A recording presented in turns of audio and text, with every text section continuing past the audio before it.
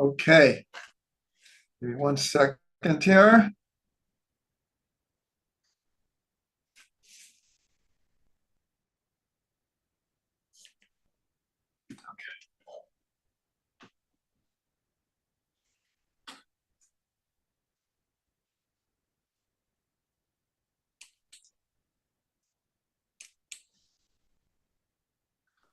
Welcome everyone to Journeys Through the Books of the Prophets.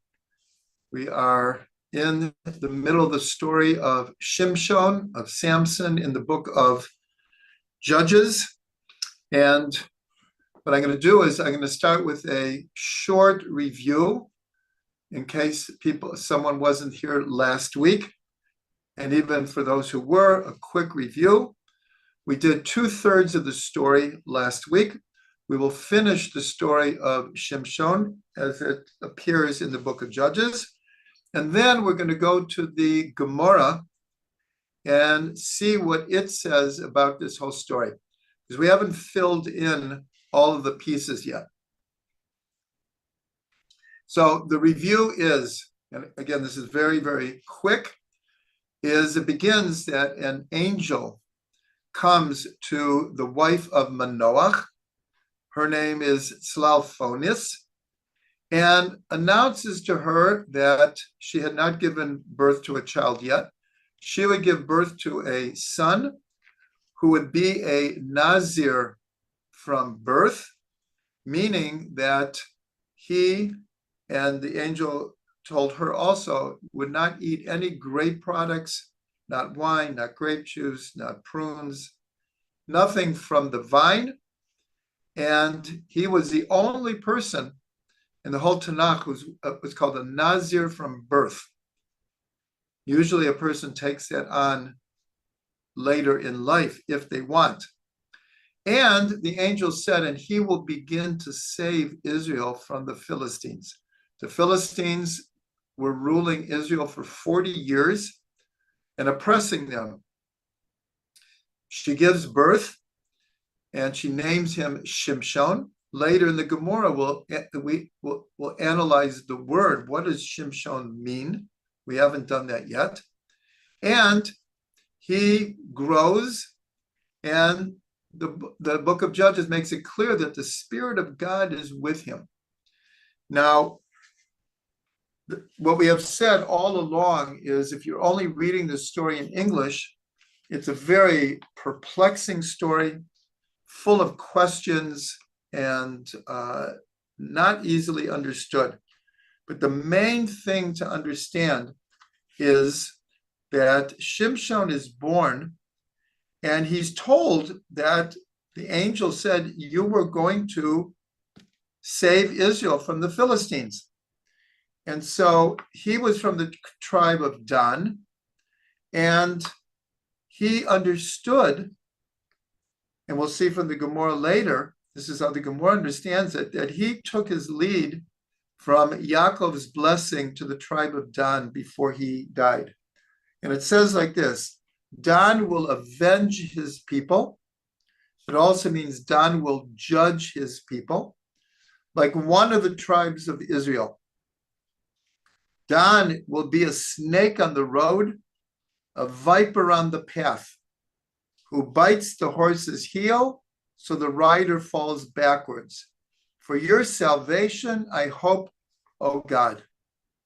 This is the blessing that Yaakov gave the tribe of Dan. And Shimshon analyzes this blessing, and from it he understands that he has to act like a snake. He has to be sly. He has to be tricky, and like one of the tribes of Israel. And so Shimshon understood that he quite literally had to fight the Philistines by himself. And so he concocts a plan that he will make it as if he's left the fold of Judaism, and that he is a renegade.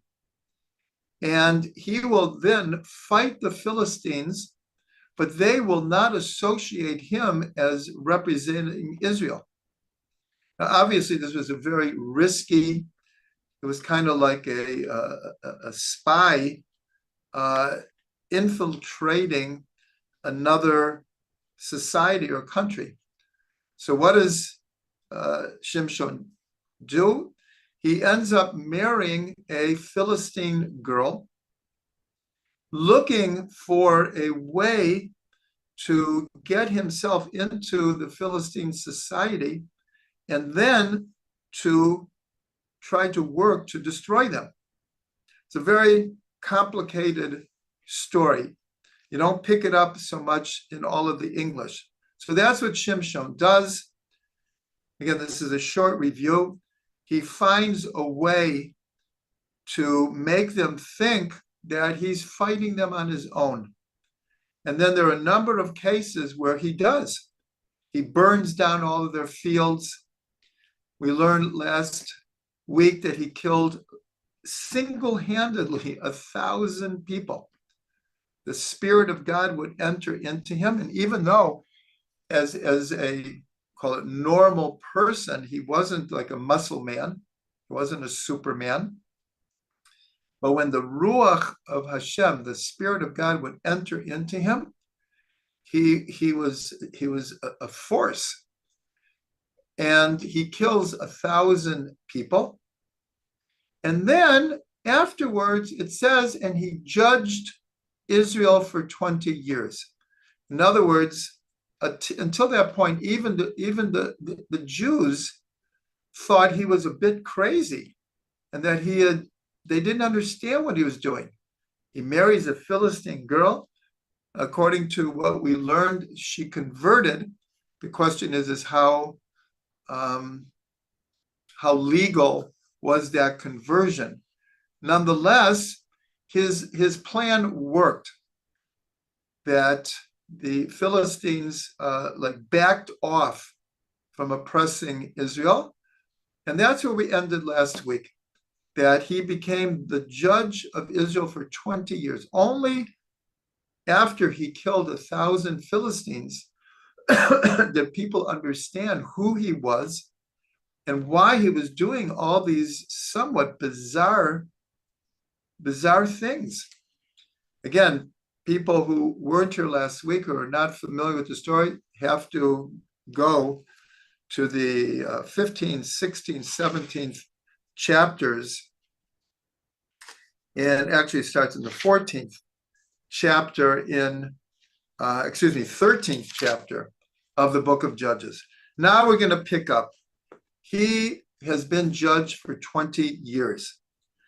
And then it says, in the beginning of chapter 16, it says, Vayelech Shimshon azata, v'yar sham isha zona, v'yavo eleha.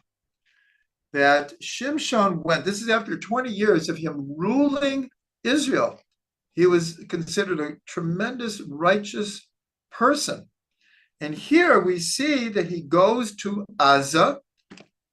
That is in the news every day. He goes to Gaza and he sees there a prostitute and he goes into her. That's what it says.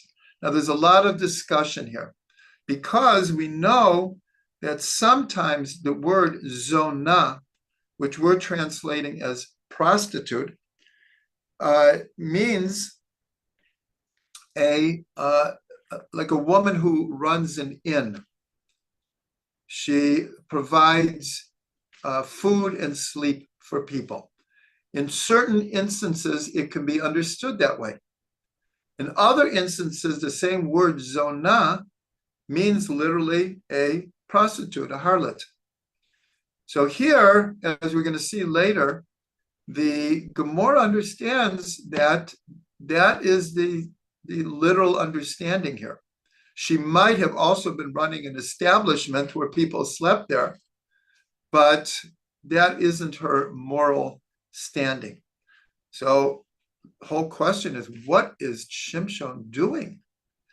And so the story continues that the word got out that Shimshon was back in Gaza. And again, they think, whoa, he's probably gone crazy again. And they say, well, they didn't know exactly where he was. They say it was at night. Well, wait till the morning and we will kill Shimshon. Some commentators say that Shimshon himself let word out that he was there, because it doesn't explain how did the people know that he was there.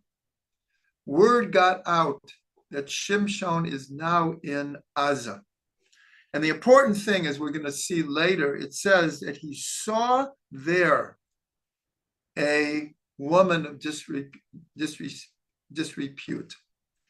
The same language is used when he goes down to Gaza, and it says, and he looked and he saw a woman, and he said to his parents, get her for me for a wife. Both times it says he saw. We will analyze that later, what that means at a deeper level. So the story continues that Shimshon, instead of waiting to the morning, he got up in the middle of the night, and it's a bit of a crazy story. He took the gates of the city. In those days, almost all cities were walled cities for protection. He took the gates of the city. We can only imagine how massive they were. He put them on his shoulders, and he walked with them all the ways to Hebron, which I believe was approximately 50 kilometers away. Now, this is like superhuman strength. It's not even really understood. It borders on a miracle that he was able to do this. And it doesn't say he put it in a carriage or the back of or on a donkey. He carried them on his shoulders. So again, here is an example where that he's acting by himself. This whole story, he is acting on his own. And then we get into an even more complicated part of this, and this is in the 4th verse of the 16th chapter. And it says, Vayehi achrei ken, v'yehav isha b'nachal sorek, ushma delila. That after these things, meaning after this incident in Gaza, it says that Shimshon loved a woman who lived in the Nachal Sorek, is in Hebrew or Arabic, the wadi, the valley, the steep valley of Sorek. It still exists to this day. There's a river that runs through the Sorek valley. Actually, last year we did Tashlich, not on Rosh Hashanah, but between Rosh Hashanah and Yom Kippur, in the river, the Sorek River. It still runs. So here is another question. Here it doesn't say that in the first 2 instances where he's involved with Philistine women, he was using them to scare, to defeat the Philistines. But here it says that he loved a woman, and it doesn't seem to be in the context of his bigger mission here. So of course that has many, many questions, especially who is this woman? Who is this woman, Delilah? When we get to the Gemara, we're going to analyze her name. In English, she's called Delilah. And here it's Delilah. And it appears that Shimshon really loves her. And as the story continues, it seems somewhat clear that he did.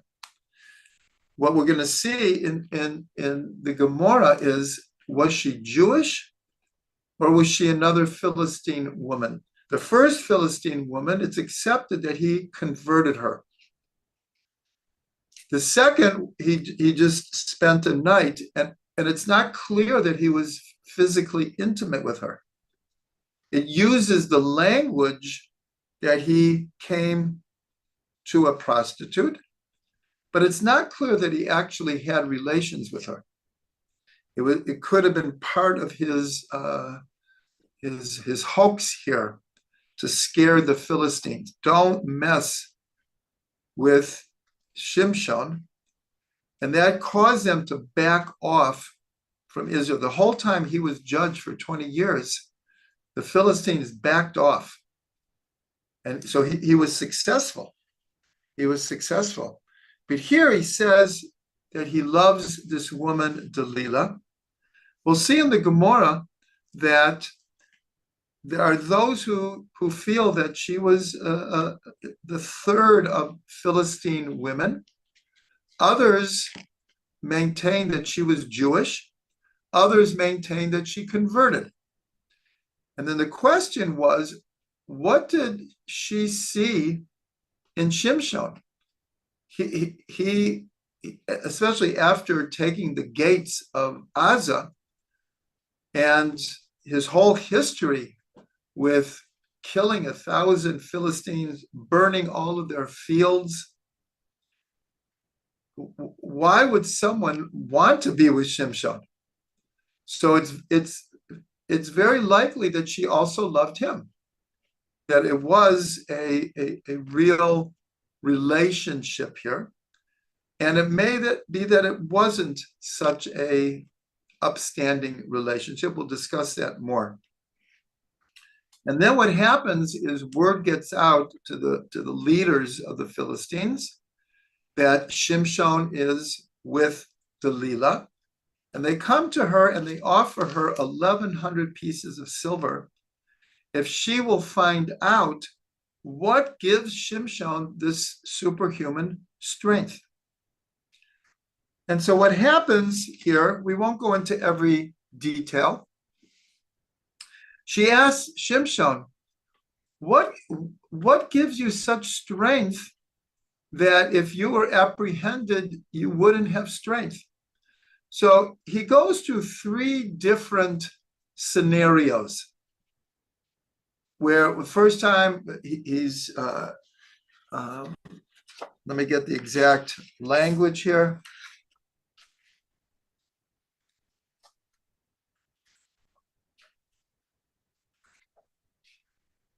So he said, if they bind me with 7 fresh bowstrings that have not been dried, then I will become weak and be like one of the people. And so what did she do? When he was asleep, she bound him with these 7 bowstrings, and she had arranged for the Philistines to be in the next door. And she yells to Shimshon. She yells, Shimshon, the Philistines are on you. He gets up and breaks the bowstrings, and he has full strength. And she says, why did you lie to me? Why didn't you tell me the truth? What gives you strength? So then he gives another one. He says, if you take new cables that have never been worked and you bind me with them, then I will become weak and like all the people. Again, she does it and says, Shimshon, the Philistines are upon you. But he snapped the cords like just, very simply. Now the Philistines are kind of given up, but she hasn't given up. And here we see that the main understanding here is she might have been, let's say, a kosher woman. She might have been Jewish. She might have been converted. She might have really loved Shimshon. It doesn't say it, but it says that Shimshon loved her. But here we see the corrupting power of money. 1,100 pieces of silver, of course, in those days was an enormous amount of money. And that's what it appears to be here. There's another opinion that, and it sounds a bit strange, that she actually had Shimshon's best interest in mind. Why? Because the Philistines said, what gives him the strength that if we apprehend him, he won't be strong? In other words, they weren't threatening to kill him. They wanted to just apprehend him. So she might have thought that if I don't help them capture him, eventually they're going to kill him. They've been looking for him. They want him out of the way. And so maybe it's better that he's imprisoned than being killed. This is an opinion. Not everyone agrees with this. I would say the majority opinion is she was corrupted by this offer of money. And then it says that she used to torment him. Why aren't you telling me the truth? You don't love me. How come you're lying to me? It means that you don't love me.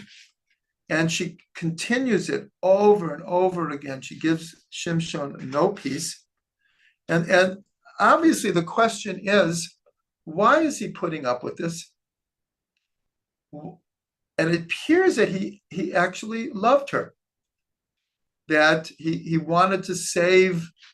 It doesn't say they actually were married. We hopefully assume, not hopefully, but we assume that perhaps they were. And he was trying to figure out some kind of a strategy that he could save this relationship. So she is bothering him constantly. And then in the 18th verse of the 16th chapter, he actually tells her the truth. So what did he say to her? He said, a razor has never touched my head. I didn't explain this before. When someone is a Nazir, remember we said that Shimshon is a Nazir from birth. The vow of being a Nazir, again, is usually taken by someone later in life when they want an extra level of holiness, or especially if they feel they've lost control of themselves. Perhaps they're drinking too much wine. They're not acting properly. So they take this vow, and it could be for a short amount of time. It could be longer. But during that time, they don't drink wine or eat any grape product, and they don't cut their hair. And they don't become impure from contact with the dead.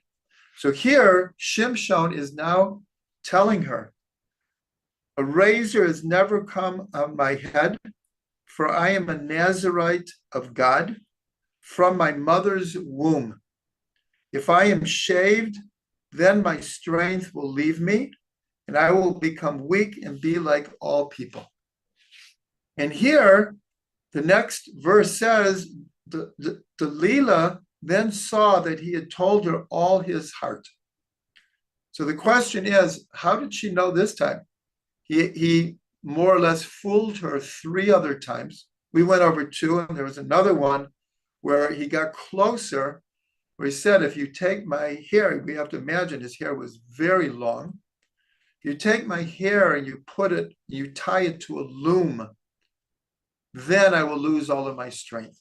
So she did that, but he was able to just break his hair from the loom. But this time, it says she saw that he had told her his whole heart. Question is, how did she know? And here we have the expression that when someone tells the truth, you can tell. You can also tell most of the time when someone is lying. But when someone's telling the truth, you know, and also because he said, I am a Nazirite of God. and he used the name Elohim. And she knew he wouldn't use the name of God like in vain. So she understood that he had just told her his secret. And so she called for someone, and when he was asleep, they cut his hair. And then she called for the Philistines, and they came. And this time he had no strength. He could not resist. It says they took him, they brought him to Gaza, they bound him in copper chains, and they turned, and he was forced to turn the mill in the prison to grind, I assume, to grind the grain so they could make bread for the prisoners. So Shimshon is now a prisoner. And what happened is, you can imagine the Philistines are overjoyed. I hate to say this, we can imagine it's like October 7th. The terrorists come back with hundreds of Jewish hostages.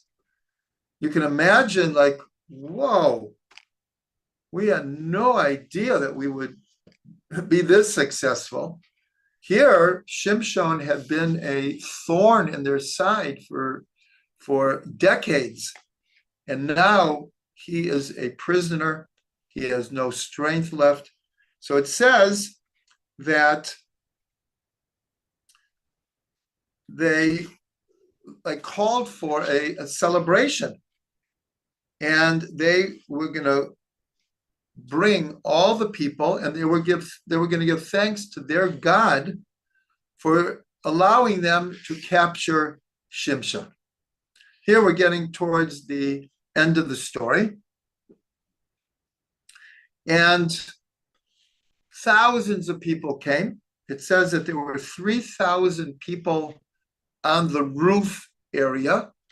It's not clear exactly what this building was. Maybe it was like the bleachers, but it says on the roof, looking down, it was some kind of like a coliseum, and all of the governors of, I'm just going to correct the video here.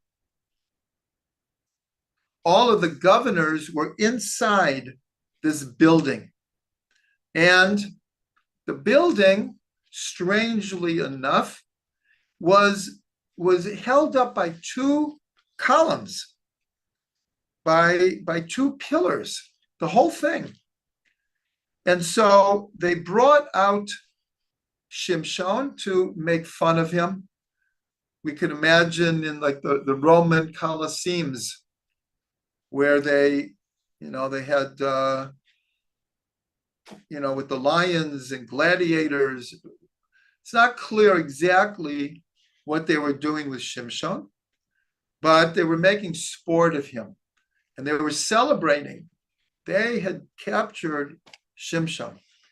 And so as this whole celebration is happening, so Shimshon, there was a boy there, and he said that he felt the pillars, and he said, "Can you station me between these two pillars that I can lean on them for a second?" And so the boy did it.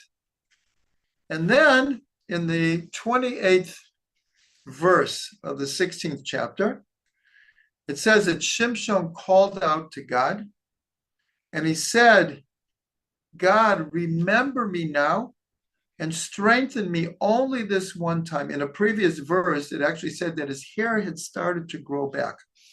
But it wasn't long because, again, when he was captured, before he was captured, we have to imagine his hair was probably down his back. It had never been touched.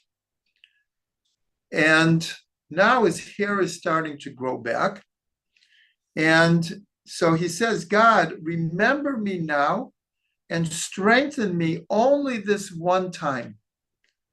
Oh God, let me take revenge for one of my two eyes from the Philistines. And so, as the story goes, that he was able, and again, it's a bit of a wonder that this whole building was held up by these two pillars in the middle. Anyways, with his strength that God gave him this one last time, so he was able to push the pillars, and the whole building came down. And we don't know exactly. We know it says there were 3,000 people on the roof. We don't know how many people were inside, but it does say that the building collapsed and all of the governors and all the people in it. And all it says is that the dead that Shimshon killed in his death were more than he killed in his life. And then the whole story ends that his brothers and all of his father's house went down to Gaza. This is also a bit miraculous that they went down and they were able to find his body, and they brought him up and buried him in his birthplace. And it ends by saying, and he had judged Israel for 20 years. Now, this is very, very timely. Obvious for those following the news is part of this ceasefire is the terrorists are holding approximately 100 people. But through very, very various means, it's been established that many of them are not alive. Either they were killed in the original attack on October 7th, and they just took their bodies because they know that Israel will go to great lengths to get a body back to give it a proper Jewish burial. This is a great merit to the Jewish people, but unfortunately, our enemies have used it against us many, many times. And it just turns out that not more than 2 days ago, this is before the ceasefire, they were able to find one of the bodies from 10 and a half years ago. From 10 and a half years ago, there was a battle, and the terrorists had killed a number of soldiers, and they held their bodies. And the parents have been trying to lobby the government, the world, to get their sons back so they could give them a proper burial. The terrorists wouldn't give them back for over 10 years. It just happens that 2 days ago, they were able to, no one knows exactly how, to locate the body, and they brought it back to Israel even before the ceasefire. So here we have the last verse in the story of Shimshon is, here's Shimshon has brought the whole building down, not just on all the governors and the people, but on himself. But they went down, and we have to imagine it was probably somewhat dangerous.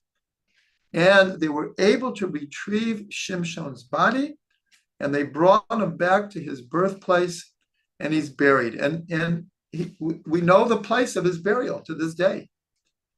We know it's near Beit Shemesh. I mentioned that I was there many, many, many years ago in a beautiful forest around Beit Shemesh, a beautiful forest and hills. And it ends that he judged Israel for 20 years. One of the explanations is, why does it have to repeat that? Well, one is to give merit to Shimshon, that it wasn't just that he killed so many Philistines, that his whole plan worked, but he was also this great judge in Israel. Well, another explanation is that what he did that day left such an impression on the Philistines that for the next 20 years, they left Israel alone. They left Israel alone. So much of this story is very timely, is very relevant. Okay, now what we're going to do is we're going to go to the Mishnah and the Gemara and see what they say about the story of Shimshon. So this, for anyone who wants to look, you can go to Sefaria, page 9b in the Tractate of Sotah, Sotah. This is about the suspected adulteress. In the first chapter, there is a Mishnah, and then the Gemara is going to elucidate the Mishnah.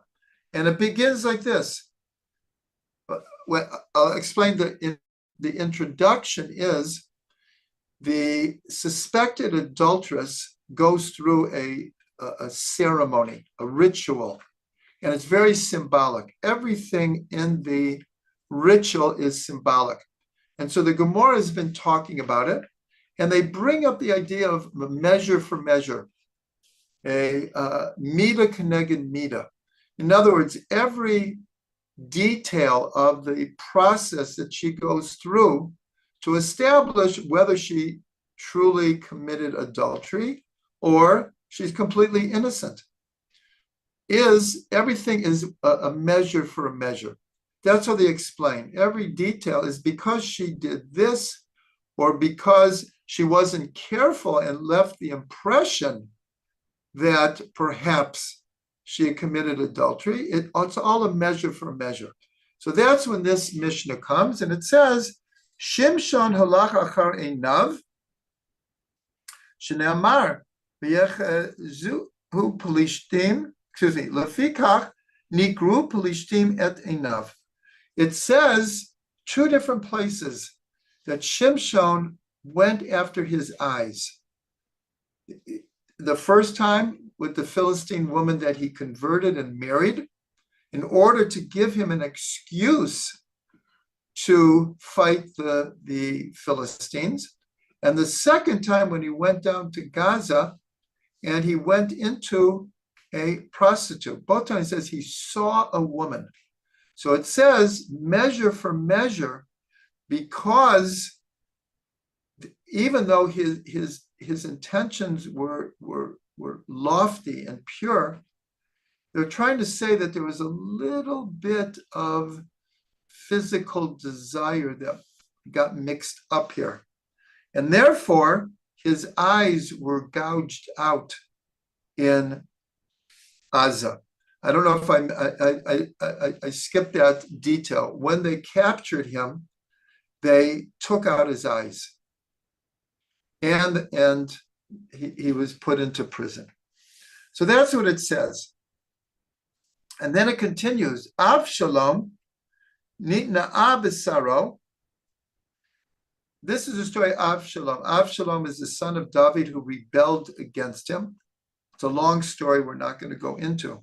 But he rebels against his father, David. And it's explained that he was very, very handsome. And he took great pride in his hair. And so the Mishnah continues, Lefichach nitla b'saro.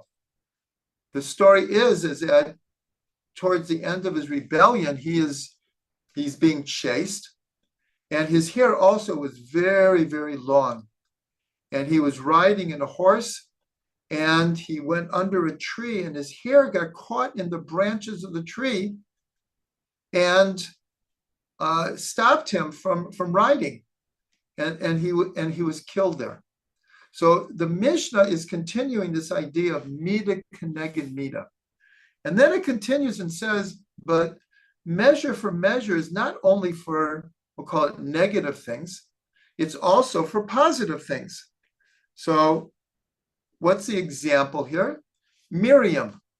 And it's right from last week's Parsha, because when they put Moshe in the little ark on the Nile, so it says that Miriam went and she stood close by to see what would happen to him. Later, many years later, she complained, even though she was the loving sister who protected him, but many years later, for various reasons, she complained about Moshe. And what happened is, as part of that, she was stricken with leprosy, and she had to go outside of the camp for 7 days. So the Mishnah says, because she stood on the Nile for 1 hour, all of Israel waited for her for 7 days until she could come back into the camp. So that's this Mishnah. And it goes on with other examples. I'm just limiting it to the story of Shimshon here. So here I've chosen some of the parts of the Gemara, not all of it, to try to fill in between the lines of some of the things that we've learned. So again, it goes back and it says that Shimshon rebelled with his eyes. But here we're talking about such a subtle level because his intentions were to save Israel. And yet, because the language is that he looked and he saw these women, that there was just a little minuscule physical desire that might have passed through his mind for maybe even 1 second. But we have a principle that the righteous are judged to a hair's breadth. And so the Gemara says, because he went after his eyes, so later his eyes were gouged out.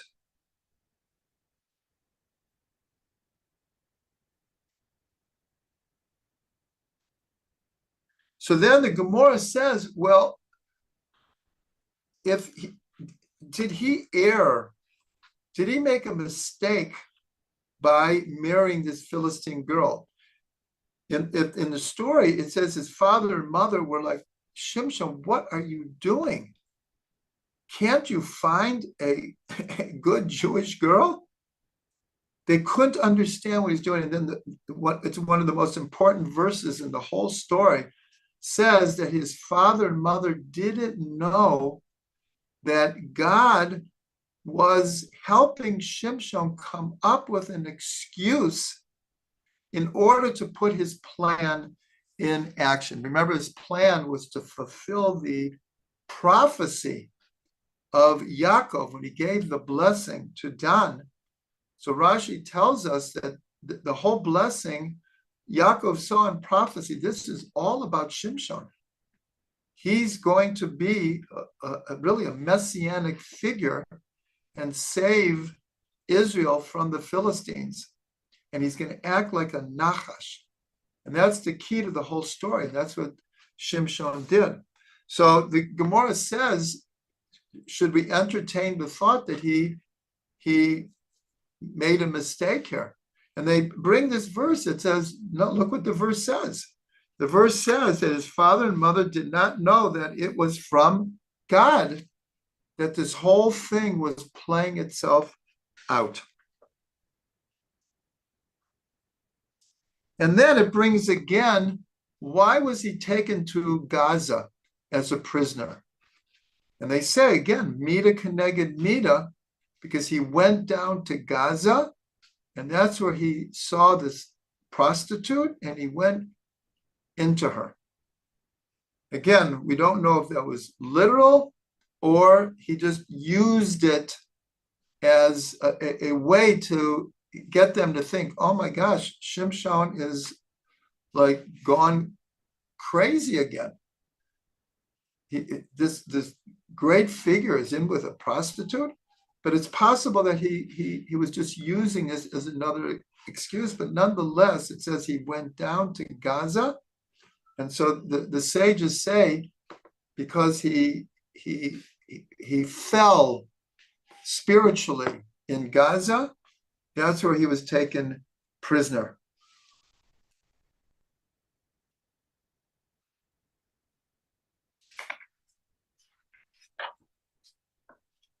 Okay, the Gemara continues.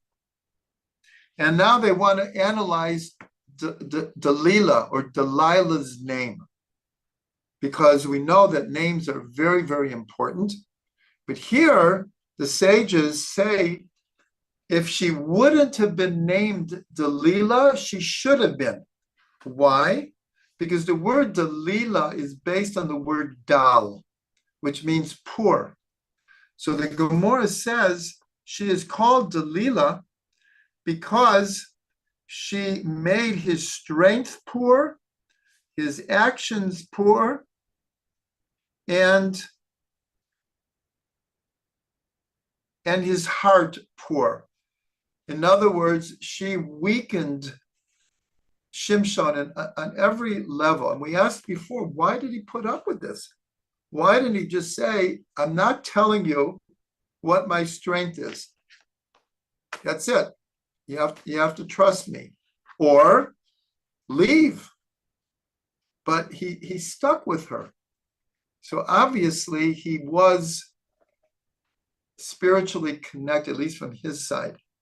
And before we entertain the idea that maybe she was also at the beginning, but either she thought she was doing him like a favor that he wouldn't be killed, or most likely she became corrupted by this offer of 1,100 pieces of silver. But here it's examining her name. Delilah means she made, it comes from the word poor, weakness.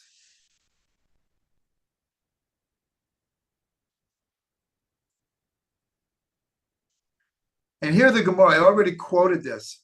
When he finally told her, this is the real source of my strength, how did she know that this time it was true? And we already said that true words are recognizable. That when someone is telling the truth, you can just tell. And the other one is because he used the name of God. I'm a Nazir of Elohim.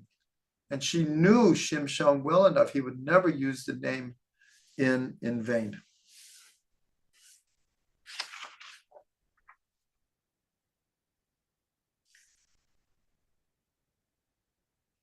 Now we're going back to the story. After he killed 1,000 Philistines, if you remember, he picked up a jawbone of a mule. And with that, he killed all of these Philistines. And when he was done, he threw the jawbone down and he said, more or less, look what I've done. I was able to kill 1,000 Philistines just with this jawbone. And the story, this was from last week, a tremendous thirst came upon him. And he was dying of thirst. And he realized, again, measure for measure, that because he intimated that he was the source of the strength that was able to do this miraculous military victory, and he didn't attribute it to God. He immediately understood this and he acknowledged that. And then it says that God performed a miracle, and from the jawbone, water came out like a spring. So the Gemara asks, the jawbone of a mule is not a pure instrument. It's coming from an impure animal, and it's part of a skeleton, of a dead body. Why did God perform a miracle through an impure instrument? And so the Gemara says, again, another measure for measure, because Shimshon desired something impure, Philistine women. And again, it might have just been a single thought but it could have been because, again, we will never really know because there are three different opinions. Either Delilah was a Philistine woman, or she converted, or she was born Jewish. Anyway, but it says that because he desired something impure, so his life was saved through something impure because he was dying of thirst.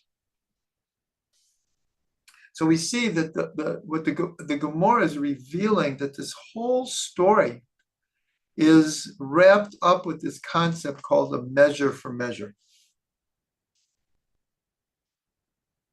And here in the Gemara, this is important, they bring this idea that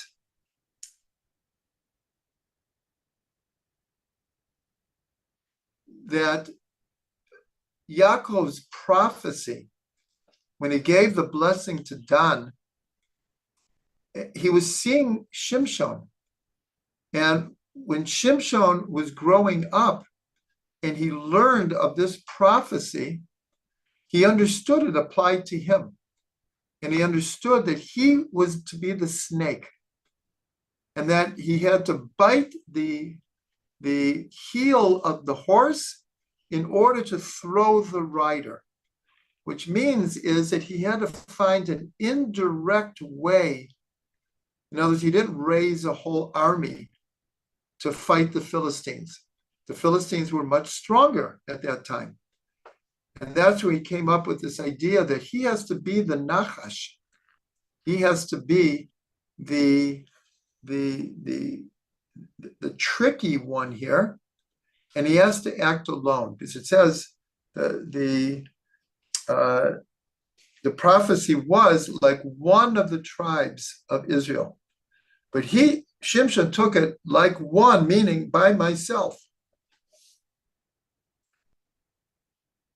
Then the Gemara asks, when Shimshon grew up, it says that the Ruach of Hashem began to ring for him. Question is, what does that mean? It began to ring for him like a bell.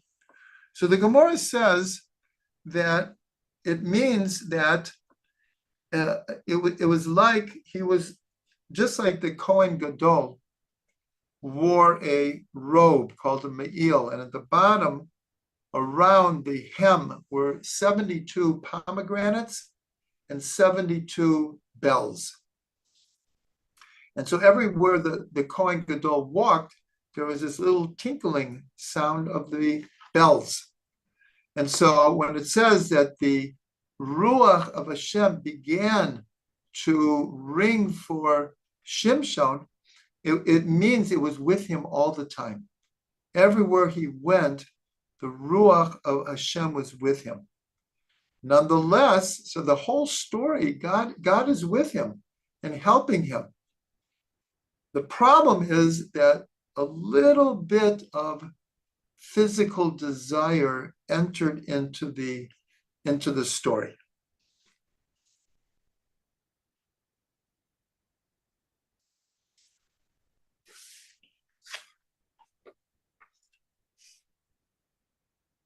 Now, we're going to bring something we haven't brought before, or maybe we did mention it. Remember the idea that Shimshon found an excuse that the Philistines saw that he was going to take revenge, and he took 300 foxes and he tied them tail to tail, and he put torches. He tied torches to their tails and he set them in the direction of the Philistine fields and burnt down the whole year's crop. And so the Gemara looks at this and tries to understand. And they say, I believe we mentioned this last week, is that why foxes, it sounds very, very strange, where he could have taken just torches and just gone. But here he set these foxes free, And the Gemara explains, just like foxes back up when confronted by an enemy, a foe, foxes back up. They keep their eye on the foe and they back up, and then at a certain point they bolt. And so symbolically, why did he choose foxes? Is because it goes all the way back to Avram, that Avram made, it's actually the Philistines that approached Avram and asked him to make a treaty with them. They saw that Avram was not just very, very spiritual, but he was very powerful. He was very rich, and he had many, many people following him.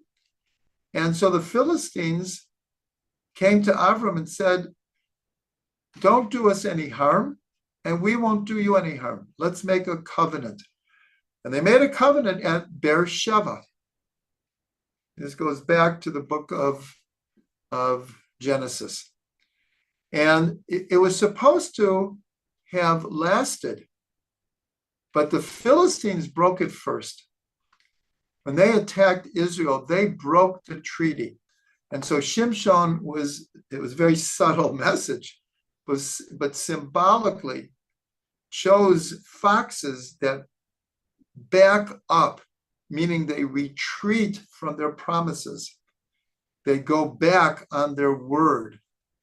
And that's what the Gemara says. That's the symbolism of the foxes.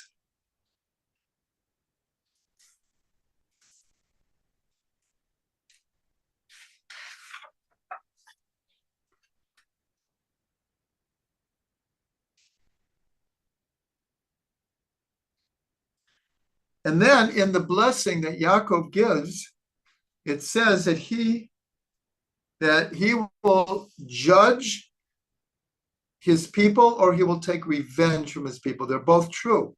Shimshon fulfilled both. He took revenge for his people and protected them, and he judged them.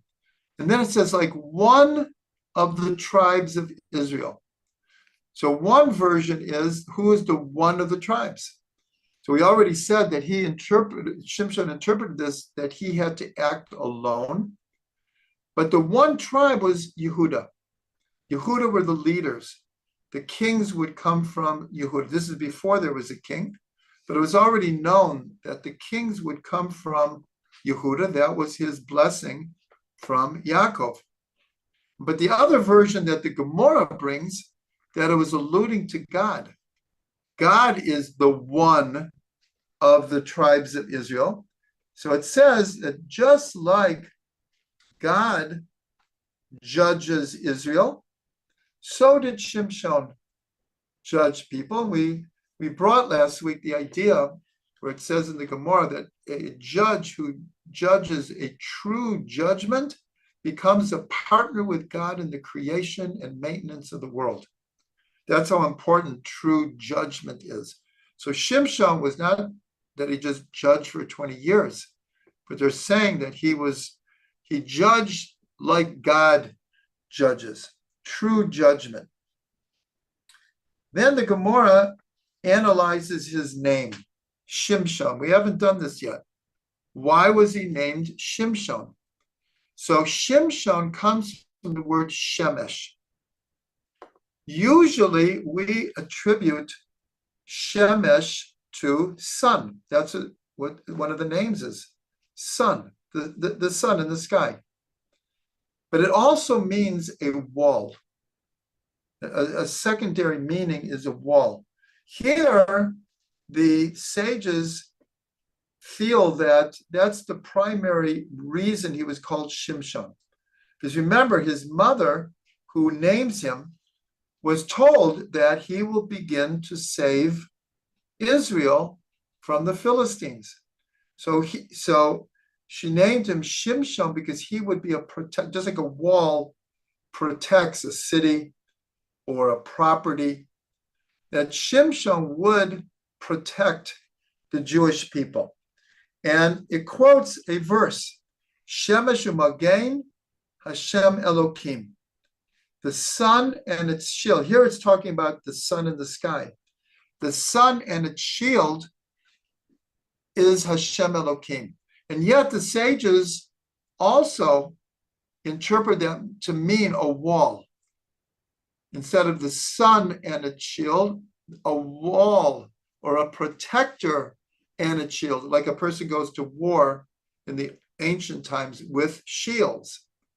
So a protector and a shield is the names Hashem Elokim.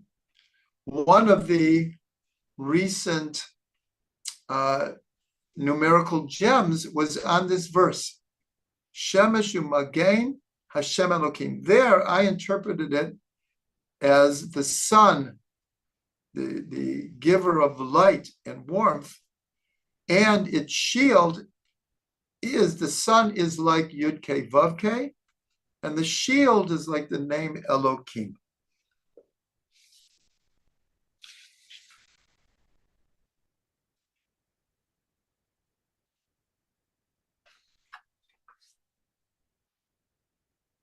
Okay, and our last idea here is also something that we mentioned, that according to tradition, not only was Shimshon just like an ordinary person when the Ruach of God was not being channeled through him, the tradition is also that he was lame in both feet. And it compares him to Bilam. Bilam was lame in one of his feet. They say, but Shimshon was lame in both of his feet. And where did they learn that from? So it's interesting. We go back again to the blessing of Yaakov, who says that he will, Shimshon will be like a nachash on the highway and a shiffifon along the path. And a shiffifon is a different kind of snake, but because it slithers and it has two pez in its name, it's interpreted that it slithers because the snake has no feet. So they interpret that Shimshon was lame in both of his feet. And throughout the story, we see that when the Ruach of God was not shining through him, he wasn't doing any superhuman acts. It was only when the Ruach of God would enter into him that he was able. So that is just some of the ideas in the Gemara about Shimshon. And here we have finished the story. For the regulars, my intention is next week to finish the book of Shoftim. There's only 2 more incidences, even though there's many, many details to them. But hopefully we will finish the book of Shoftim next week. I hope you will join us.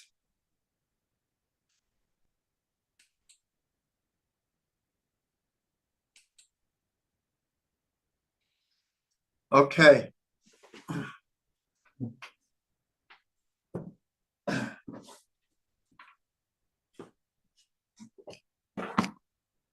Okay, as everyone should know by now, we go right into learning about the Haftarah.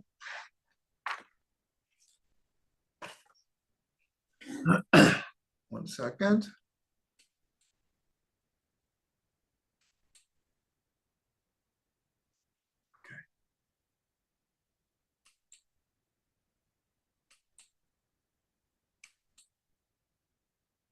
Shalom, everyone, to Insights into the Weekly Haftarah.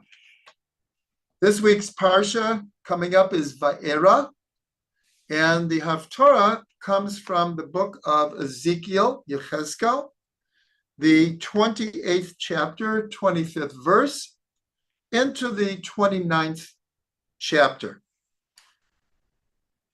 Before we begin an explanation of why was this Haftarah chosen, let's just say a few things about Ezekiel. We already had one Haftorah from Yechezkel. That was in Parshat Vayigash, where it's one of the most important and beautiful prophecies, where God commands Yechezkel to take two sticks and write on one of them Yehuda and the other one Ephraim, and to bring the sticks together. This was at the time there was a northern kingdom and a southern kingdom. And it was two different kingdoms. Israel was no longer a unified nation. And God comes to Ezekiel and says, put them together as a promise that eventually they will be brought together. Ezekiel was a Cohen, and he was taken. He lived at the same time as Jeremiah. The difference is because he was a Cohen and he was among what's called the upper classes, Nebuchadnezzar, 10 years before he destroyed the temple, took 3,000 captives back to Babylonia, and Ezekiel was one of them. And 10 years later, Nebuchadnezzar destroys the temple. But Yechezkel had already been taken. Jeremiah lived through the destruction of the temple, but they were prophesying at the same time. And the book of Ezekiel is full of archetypal, meaningful prophecies, the workings of the chariot, the opening of the book of Ezekiel, the Haftorah that I just explained, the wars of Gog and Magog at the end of the exile, leading to Mashiach coming, the vision of the valley of dry bones. All of this is in Ezekiel. But as an introduction to this week's Haftorah, we see that a quarter of the book of Ezekiel is he's prophesying about or against other nations that surround Israel. And that is the context of the Haftorah for this week. We always look for the connection. What is the connection between the Haftorah and the Parsha? So obviously, we're in the Parsha where Israel are slaves in Egypt. And in this week's Parsha begins the 10 plagues, the first 7 of the 10 plagues. And so in this Haftorah, first of all, it begins with just a beautiful end of the exile, meaning before Mashiach comes kind of prophecy, where it says that Ezekiel says in God's name, when I gather in the house of Israel from the peoples among whom they are scattered, and I shall be sanctified by them in the eyes of the nations, and they shall dwell on their land that I give to my servant to Jacob. Then they shall dwell upon it securely and execute judgment and build houses and plant vineyards and dwell securely.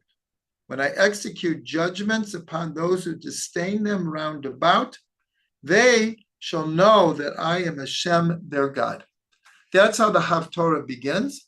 But then Ezekiel becomes more connected to his time, and he prophesies against Egypt, but not the Egypt of the slavery, and not the Egypt at the end of days, the Egypt that existed at the time of Ezekiel.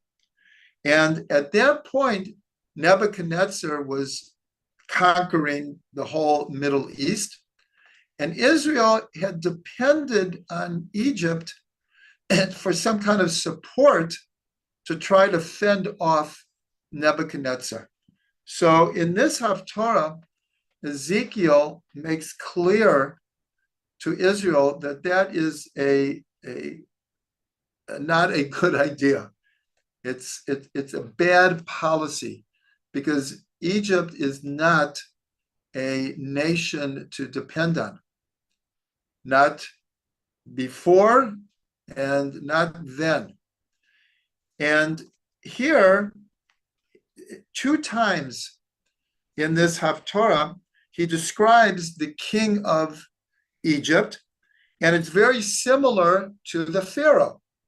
But here again, this is the Egypt of Ezekiel's time. And it says like this.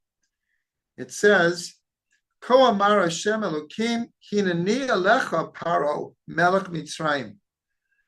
God says, I am against you, Pharaoh. But here again, he's talking about the king at that time, the king of Egypt, the great sea serpent.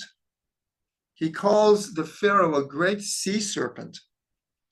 Harovetz betocha yorav, who lives in the Nile River.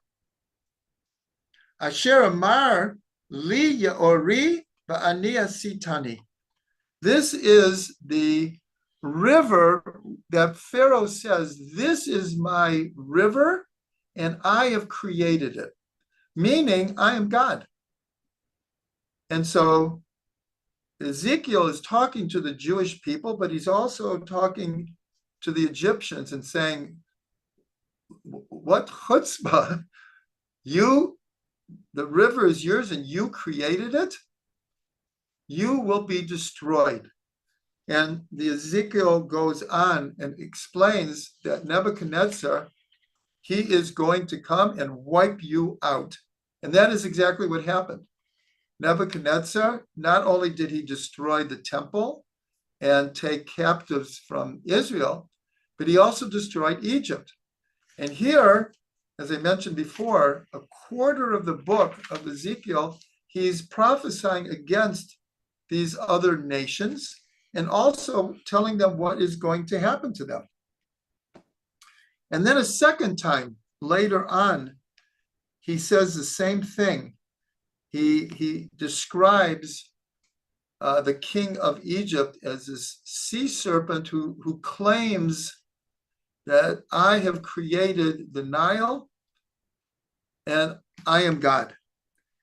And so here it's really a double message. And this is very, very connected to the plagues, that the plagues were against Egypt, but they were also showing Israel the power of God and that he was going to fulfill his promise of taking them out of Egypt. When Moshe came back in the book, in the Parsha of Shemot, and he goes to Pharaoh and says, let my people go. And Pharaoh says, I don't know your God, and I'm going to even make the work harder on the people. And here, so the people, they were so excited. Moshe's back. He's coming to redeem us. God is going to redeem us. And the next thing they know, the work is harder than ever. And so the plagues were also a message to Israel and a message to the Egyptians.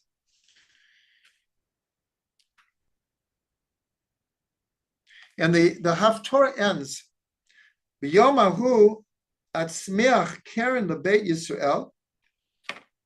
Now, again, he's talking about the future. One of the devices we see in all of the words of the prophets, the use of time is very, very fluid. A prophet within a number of verses can be talking about the past, the present, and the future. They kind of all meld together. So at the end of this Haftorah, again, it begins with this prophecy of the future when Mashiach comes.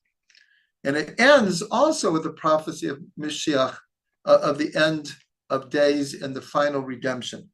In the middle, he's talking very, very much about the very Egypt of the time of Nebuchadnezzar, and when Israel is destroyed and Egypt is destroyed, and he's warning Israel, don't depend on Egypt. They're not going to be able to save you from Nebuchadnezzar. Only if you change your ways and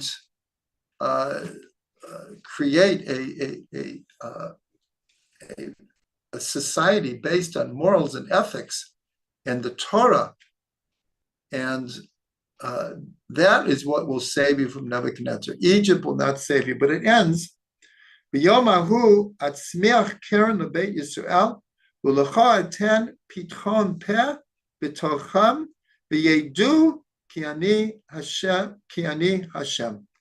So it says that on that day, meaning in the future, I will cause strength of the house of Israel to flower. And as redemption will come like a flower and will open up. And to you, I will grant a vindication in the midst of the nations, and they shall know that I am Hashem. So this idea, they shall know that I am Hashem. If you look at the 10 plagues, almost every time when Moshe goes in to Pharaoh and warns him that if you don't let the people go, the next plague is going to come. And he, almost in every plague, he introduces it by saying, and through this plague, you will know that God is God. But he says it in different ways. There's no God in the earth. You will know that there is God. There is no one like God. But it's all to know. And so here we end the Haftarah, which is connected to the Parsha, that in the future, everyone will know about the one God. May we live and see it soon and in our days.